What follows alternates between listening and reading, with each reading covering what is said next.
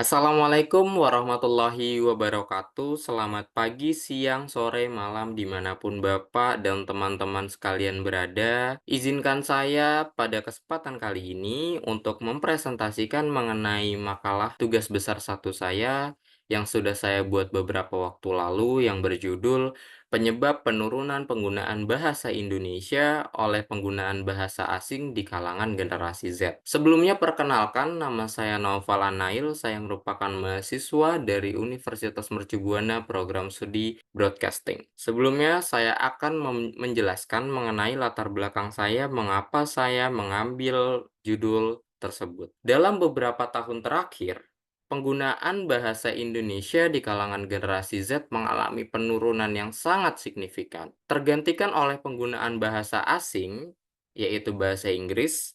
Fenomena ini cukup mengkhawatirkan karena dapat mengancam kelestarian bahasa dan budaya Indonesia. Hal ini juga berpotensi mempengaruhi kemampuan komunikasi serta pemahaman jati diri pada generasi muda, terutama generasi Z. Ini merupakan bentuk analisa saya dalam beberapa waktu terakhir yang dimana saya melihat teman-teman saya sendiri yang merupakan seorang generasi Z yang merasa sedikit lebih bangga ketika mereka menggunakan bahasa Inggris dalam kehidupan sehari-hari ketimbang menggunakan bahasa Indonesia dalam kehidupannya. Sebelum kita mempelajari lebih lanjut mengenai materi pada kesempatan kali ini, tentunya kita harus mengetahui dasar-dasar dari permasalahan tersebut. Yang pertama adalah apa itu bahasa. Bahasa adalah alat komunikasi terorganisasi dalam bentuk kata, kelompok kata, dan kalimat baik lisan maupun tulisan. Bahasa memiliki tiga fungsi utama. Yang pertama adalah ideologis untuk menyampaikan pengalaman dan realitas fisiologis. Yang kedua adalah interpersonal untuk interaksi sosial antara pembicara dan pendengar. Lalu yang terakhir tekstual untuk menyampaikan realitas simbolik dalam konteks produksi teks. Dari slide ini kita bisa lihat seberapa penting bahasa bagi sebuah bangsa yang dimana ini tentunya merupakan sebuah alat untuk berinteraksi sosial, baik itu untuk pembicara maupun pendengar. Lalu berikutnya kita akan membahas mengenai apa itu bahasa asing. Bahasa asing adalah bahasa yang tidak digunakan sebagai alat komunikasi utama di negara tempat bahasa tersebut diajarkan. Di Indonesia, bahasa Inggris dianggap sebagai bahasa asing karena tidak digunakan sebagai bahasa utama dalam berkomunikasi sehari-hari. Meskipun demikian, bahasa Inggris memiliki peran penting dalam pendidikan di Indonesia, diajarkan dari tingkat dasar hingga perguruan tinggi untuk mempersiapkan peserta didik menghadapi tantangan global.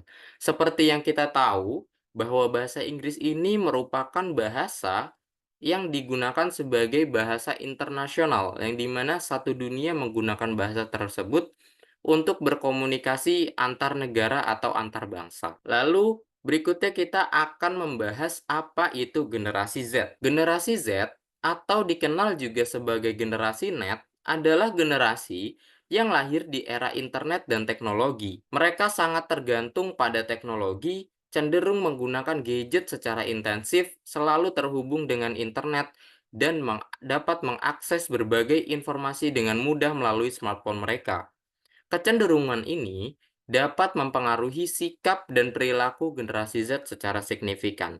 Tentunya, dari slide ini bisa kita simpulkan bahwa generasi Z itu sangat terpengaruh terhadap teknologi yang mereka gunakan dalam kehidupannya sehari-hari. Lalu, mengapa berbahasa Indonesia menjadi hal yang sangat penting bagi generasi Z? Meningkatnya penggunaan bahasa gaul dan bahasa asing oleh generasi muda menunjukkan perlunya langkah bijak untuk menjaga keberlanjutan bahasa Indonesia.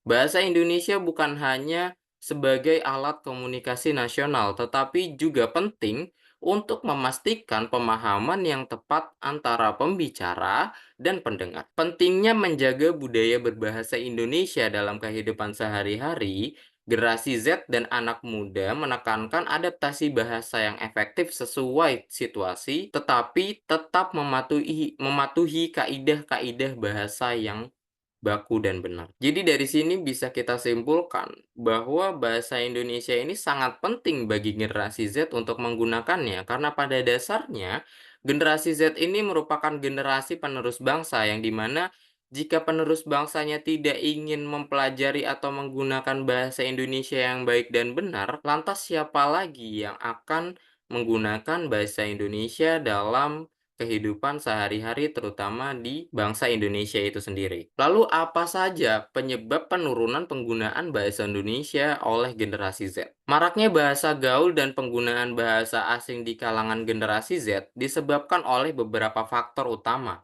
Yang pertama adalah pengaruh internet melalui situs jejaring sosial yang menjadi platform populer bagi remaja terutama generasi Z. Yang kedua adalah intervensi bahasa antar bahasa-bahasa yang saling mempengaruhi. Lalu berikutnya pengaruh lingkungan sekitar dan terakhir adalah peran media yang dapat mempengaruhi pola komunikasi.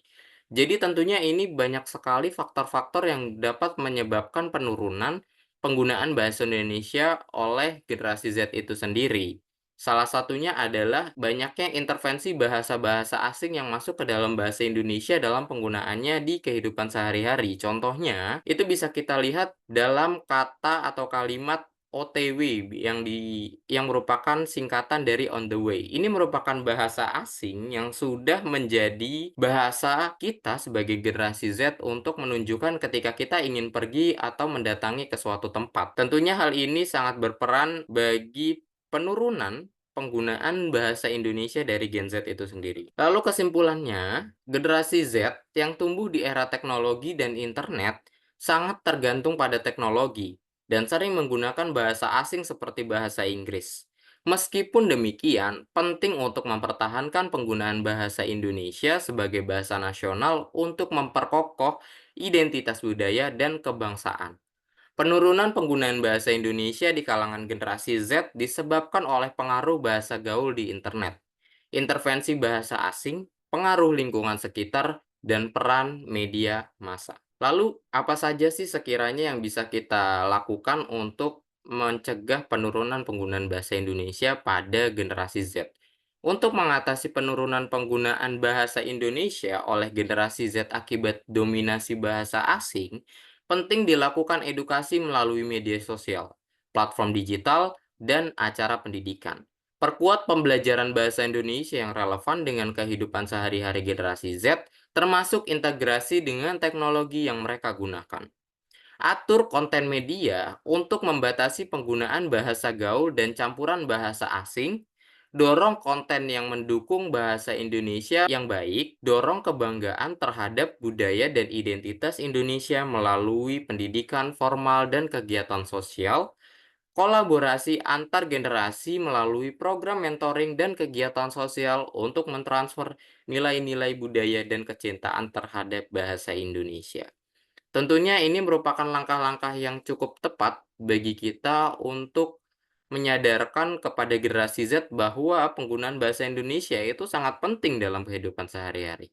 Salah satu contoh yang bisa kita lakukan adalah dengan berkolaborasi dengan berbagai orang dari warga negara asing yang dimana mereka belajar dan menggunakan bahasa Indonesia, lalu dibuatkan konten dari kegiatan-kegiatan tersebut, yang dimana ini nantinya kita harapkan sebagai langkah untuk menyadarkan pada pada para generasi muda terutama generasi Z, yang dimana mereka akan memiliki pemikiran bahwa warga negara asing saja belajar dan mencoba untuk menggunakan bahasa Indonesia dalam kehidupannya sehari-hari di Indonesia.